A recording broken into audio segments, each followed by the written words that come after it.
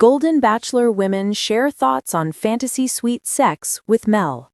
October 16th, 2025. Hello everyone, welcome to my channel, Bachelor Nation News. Fans, after visiting the hometowns of his final three, Mel Owens heads to Golden Bachelor fantasy suites. The women open up about having sex with him during the overnight dates. Keep reading for their shockingly candid takes on the topic. Frontrunner teases Mel Owens about a hidden tattoo. Mel Owens had a tough decision to make on the Golden Bachelor this week.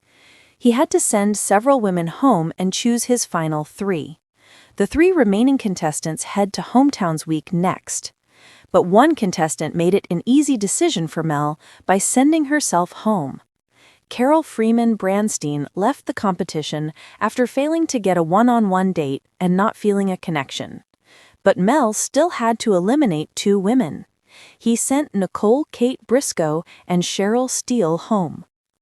Peg Munson, Debbie Siebers, and Cindy Angelsick Colors are his final three women going into Hometowns Week. All three could possibly get fantasy suite dates if Mel doesn't send anyone home after Hometowns. During her one-on-one date with Mel, Peg teased him about an intimate moment waiting for him in the fantasy suite dates. After she revealed that she got matching tattoos with her daughter, he asked if she had any others. The retired firefighter from Las Vegas, Nevada, played coy. She said she got another tattoo after divorcing her husband due to his infidelity. "We'll talk about that when we're in the fantasy suites," she teased the blushing Golden Bachelor. Golden Bachelor women share thoughts on fantasy suite sex with Mel. Parade magazine interviewed some of the contestants earlier this season and asked their thoughts on the fantasy suite dates. Exactly what happens during the overnight dates is a secret. It's the one time during the show that the contestants have time alone with the lead without cameras. Some of the former contestants have admitted to having sex in the fantasy suite dates. Former Bachelor star Grant Ellis said that he was cautious heading into fantasy suites on season 29 because it can heighten feelings that might not really be there. Peg Munson said that she wanted to go into fantasy suites to get in there and talk, but she didn't rule out sleeping with Mel like some of the other contestants. She said, "I will not confirm nor will I deny." Well, her fantasy suite date isn't happening at all now that she's been eliminated. Another finalist, Debbie Siebers, was just looking forward to private time alone with Mel Owens.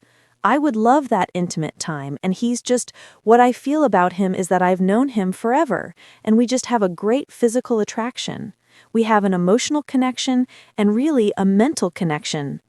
Cindy Angelsick Colors wasn't asked for her thoughts on the fantasy suite glimmered dates. under the California sun, each golden hour of light casting long shadows over the pool and manicured gardens. Inside, the women of the Golden Bachelor lounged on plush velvet sofas, sipping champagne and sharing stories, their laughter carrying over the soft hum of the ocean beyond. Yet, beneath the sparkling conversation, an unspoken tension threaded the air, one that always appeared as the fantasy suite loomed on the horizon. Marilyn, a silver-haired former model with eyes that had seen decades of life, twirled her champagne flute thoughtfully. "I never thought I'd find myself here, honestly," she said, her voice low, reflective. "The fantasy suite, it's intimidating and exciting, and all the emotions in between." Across from her, Lila, a vivacious 42-year-old interior designer with a grin that never quit, nodded emphatically. "Yes, I mean, it's not just the idea of intimacy, it's the idea of being seen, completely. You're on display, but in a way that feels sacred. At least, that's how I felt." The other women chimed in, each offering a variation on the same theme: anticipation, vulnerability, and yes, desire. They weren't just talking about sex, they were talking about connection, intimacy, and the complicated power dynamics of reality TV romance. Sophia, a 37-year-old journalist with a knack for asking hard questions, leaned forward. "Do you ever worry about judgment, not just from Mel, but from the audience? Because I do. And not even in a self-conscious way. It's more like how this moment might define you in 100 different narratives they'll write. Marilyn laughed softly. Oh, Sophia, the moment you step into that suite, you surrender control. And maybe that's the point. The cameras fade into the background, the editing room disappears, and all that's left is you, your heart, and him. Lila sipped her drink, her eyes sparkling. I actually think it's empowering. You decide what you're willing to show, what you're willing to feel. It's the ultimate test of honesty, of clarity. And Mel, well, Mel's the wild card. You never know what he'll do next. At that, the conversation took a more intimate turn. The women began speculating about what might happen behind closed doors, each framing it through the lens of emotion rather than explicit acts. I want it to be real, admitted Veronica, a soft-spoken art curator with a penchant for vintage wine and quiet elegance. I want him to see me, all of me, not just the glamorous version the cameras see. I want him to know me when I'm nervous, when I'm human. The room hummed with agreement. The fantasy suite wasn't about titillation. It was a crucible for vulnerability. Each woman's reflection revealed her own fears and hopes, her need for connection in a world where love was packaged, edited, and broadcast from millions of people. Meanwhile, in another part of the villa, Mel himself sat in the dim light of his room, reviewing his notes, the day's events, and his own swirling thoughts. He had chosen his words carefully during the rose ceremonies, but the fantasy suite was different. There were no scripts, no producers orchestrating the moment. It was raw, real, and terrifying in its intimacy. I need to honor their feelings, he murmured to himself. This isn't just a show. These women, they've entrusted me with something precious. Back in the lounge, the conversation continued to flow between fear and excitement. The women debated scenarios, imagining conversations, shared silences, and moments of tender revelation. Each shared her ideal vision of what a fantasy suite night could look like, focusing on emotional closeness, gestures of care, and shared vulnerability. Marilyn spoke of quiet walks on the beach, the two of them talking for hours about hopes, regrets, and memories. Lila imagined candlelit dinners in a private villa, sharing a bottle of wine and laughing until the stars were reflected in their eyes. Sophia, ever pragmatic, wanted a night free of expectations, a space where they could just be themselves and let the connection guide them. And Veronica, with a gentle smile, concluded, I don't care about the rest. I just want it to be a night we'll both remember as ours. No cameras, no scripts, no judgments. Just us. The room fell silent for a moment, the weight of honesty settling in. Champagne glasses rested on tables untouched, while the women absorbed the truth that underpinned the fantasy suite. It wasn't about sex. It was about intimacy, trust, and courage. And somewhere in the villa, Mel felt that same gravity. The fantasy suite wasn't a prize, it was a mirror showing him the depth of connection he could reach with someone who was willing to see him fully, as he sought to see them. As the sun dipped below the horizon, the villa bathed in golden light. The women reflected on their hopes and fears, each understanding that the night to come could change everything, or nothing at all. And in that golden hour, the Golden Bachelor and his contestants found themselves suspended between reality and fantasy, desire and restraint, public spectacle and private Evening air truth. cooled, carrying the scent of jasmine and the distant crash of ocean waves. In the villa's garden, soft lights twinkled along the pathway like captured stars, and the women gathered around a small fountain, their voices hushed now, as if aware that the night was moving closer to the point of no return. Lila traced her finger along the edge of the fountain, her mind racing. I can't stop thinking about it, she admitted, her tone a mix of excitement and anxiety. I mean, the fantasy suite, what it means, what it could mean. Part of me wants to just throw caution to the wind, and the other part is terrified. Marilyn nodded, brushing a strand of silver hair from her face. Terrified is the right word, but it's not a bad thing. Fear often means something important is about to happen, something real, something we can't predict. Veronica, seated cross-legged on the grass, spoke softly. I've always thought of love as a kind of courage, and tonight, courage is going to look different for each of us. Maybe it's saying what we feel. Maybe it's surrendering to the moment. Maybe it's just sitting in silence and letting someone see you without judgment. Sophia raised an eyebrow.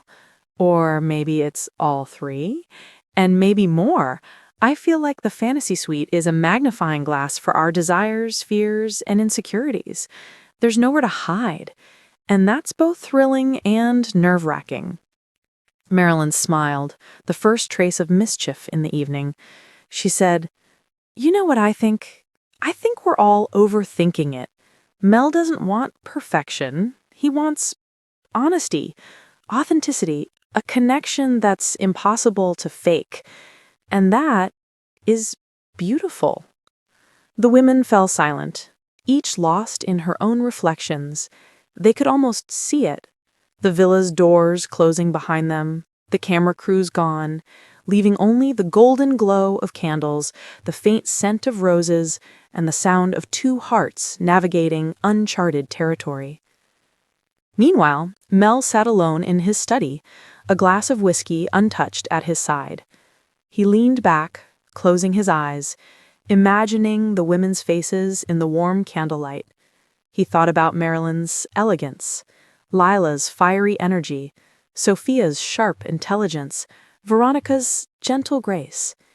Each was compelling, unique. Each had earned his admiration, and each carried the weight of expectation. I can't mess this up. This isn't about a TV moment. This is about trust and honesty and letting them feel safe enough to be themselves. The villa grew quiet as twilight deepened. Inside, the women moved to their suites, each contemplating what the night might hold. Lila stared at her reflection, adjusting her earrings, thinking about the energy she wanted to bring. Confident, warm, playful. Marilyn practiced a calm composure, reminding herself that vulnerability was not weakness, but power. Veronica closed her eyes and took a deep breath, visualizing herself connecting with Mel in a way that was tender and authentic. Sophia scribbled in her journal, capturing the whirlwind of emotions, reminding herself to remain present. Hours passed. Soft music drifted through the villa, blending with the rhythmic lapping of waves. The moment approached, and the women felt it, the simultaneous flutter of nerves and anticipation, like standing at the edge of a cliff before taking a leap into the unknown. Finally, one by one, they were escorted to the fantasy suite. The doors closed softly behind each contestant, leaving the world outside behind. And yet, even as they stepped into the intimate candlelit room, it wasn't the setting that held the magic. It was the connection, the trust, the unspoken understanding that this night belonged only to them and Mel. Marilyn spoke first, her voice steady but gentle. I just want tonight to be about honesty. No masks, no games, just us. Mel nodded, his eyes reflecting the soft candlelight. Nothing more, nothing less. I want you to feel safe. I want you to be seen. That's all that matters. Lila, always bold, smiled mischievously. Then I guess we're off to a good start, because I'm ready to be seen. Veronica's words were quieter, but they carried weight. I hope we can just exist in the moment. No expectations, no pressure, just presence. That's all I want. Sophia, ever reflective, took a deep breath. And I hope this night tells the story of who we are when we're brave enough to show it. Not perfect, not scripted, just real. And so the night unfolded. There were moments of laughter that echoed like music, moments of comfortable silence that felt profound, moments of shared stories, whispered confessions, and quiet discoveries. The fantasy suite was not a stage. It was a sanctuary, a rare space where hearts could meet without the weight of public scrutiny. Back in the lounge, the remaining women watched from afar, sipping champagne and reflecting on their own journeys. They weren't jealous, they were inspired. Each realized that the fantasy suite was not about winning or losing. It was about courage, connection, and the willingness to embrace vulnerability. I think that's what makes this show so unique. It's not about the roses or the drama. It's about seeing and being seen. And tonight, they all did. Lila clinked her glass against Marilyn's. To courage, then, and to love, in whatever form it chooses to appear. As the night drew on, the golden glow of the villa softened into darkness. Inside the fantasy suite, hearts beat faster.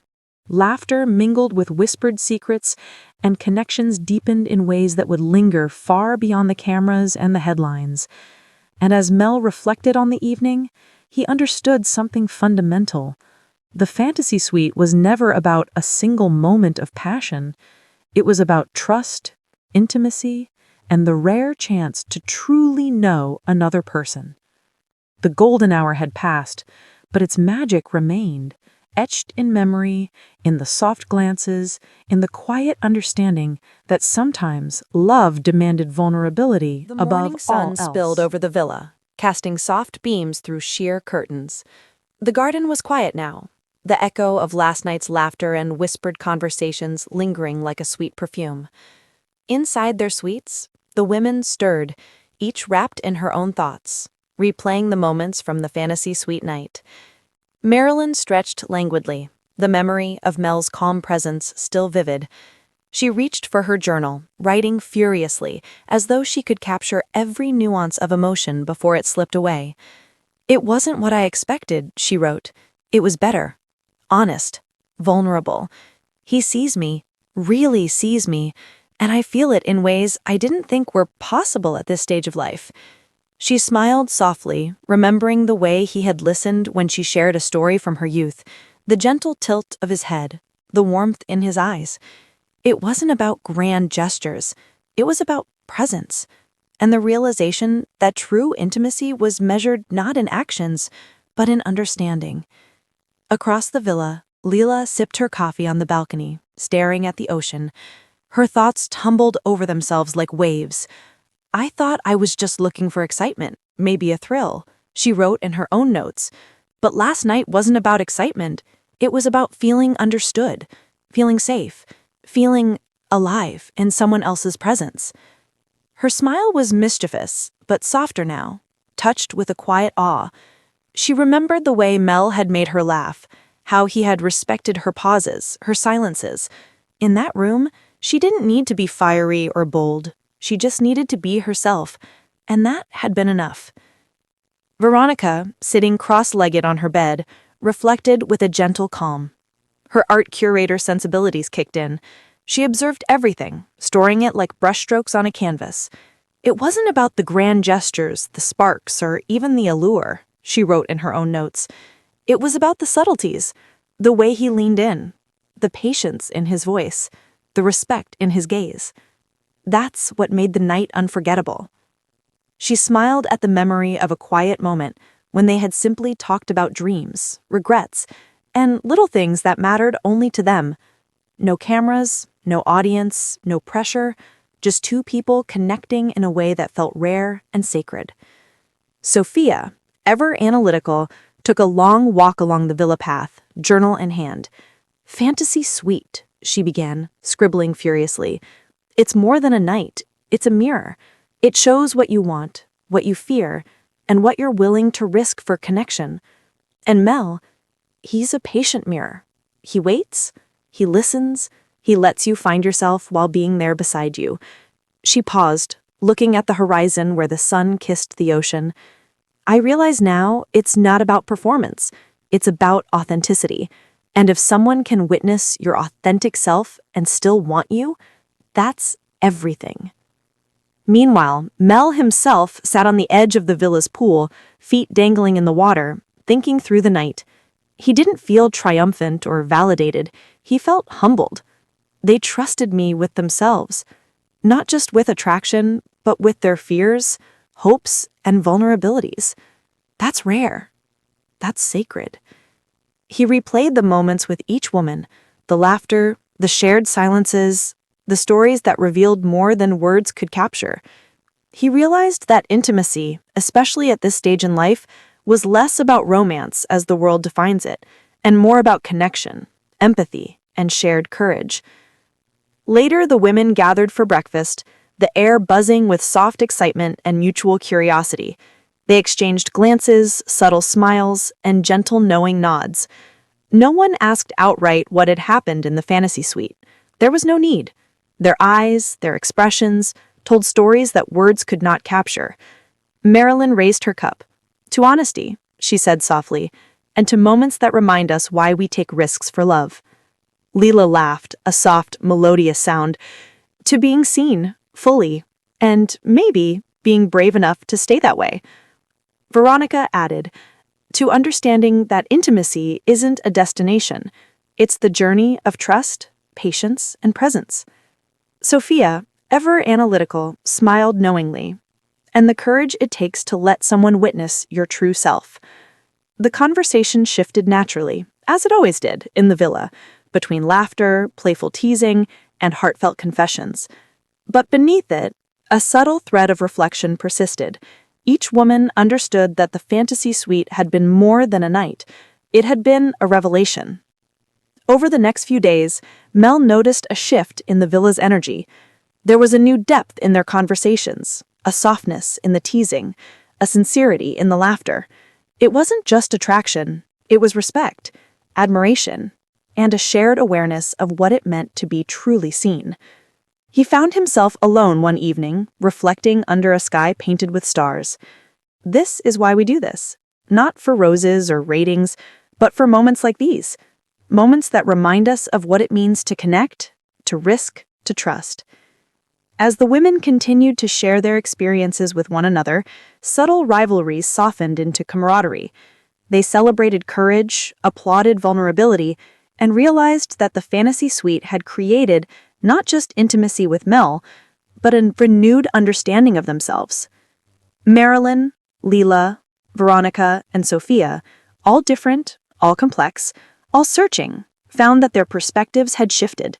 They had glimpsed not just the possibility of love with Mel, but the possibility of loving themselves more fully, embracing courage, and understanding the rare value of true human connection. And as the villa settled into the quiet of another golden night, the air hummed not with tension, but with a gentle magic, the kind that arises when hearts are brave, truths are shared, and intimacy is measured not in acts, but in presence. The fantasy suite had done its work, not as a spectacle, but as a mirror, not as a challenge, but as a revelation. And for those who had entered it with courage, the experience left them forever changed, aware that love at this stage in life could be as intoxicating, tender, and transformative as it had ever been.